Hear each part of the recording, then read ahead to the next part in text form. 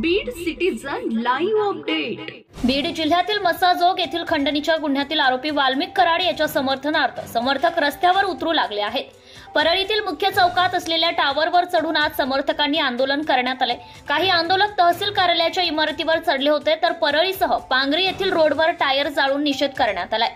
यावेळी उपस्थित जमावाने आमदार सुरेश धस यांच्या विरोधात जोरदार घोषणाबाजी करत आमदार धस यांच्यासह आमदार संदीप क्षीरसागर यांच्या प्रतिमेला जोडे मारले। सुरेश धस यांची महायुतीतून हकालपट्टी करा अशी मागणी देखील आंदोलकांनी केली आहे। दरम्यान महामार्गावरच समर्थकांनी टायर जाळून आंदोलन सुरू केल्याने काही वेळ वाहतूक ठप्प झाली होती।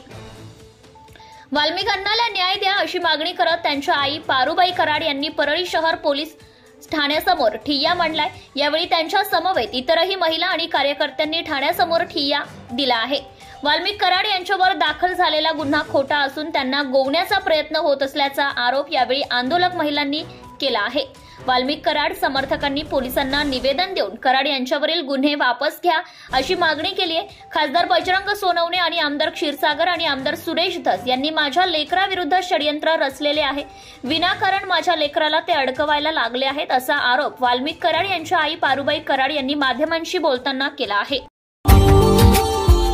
Subscribe now and press the bell icon. Never miss an update.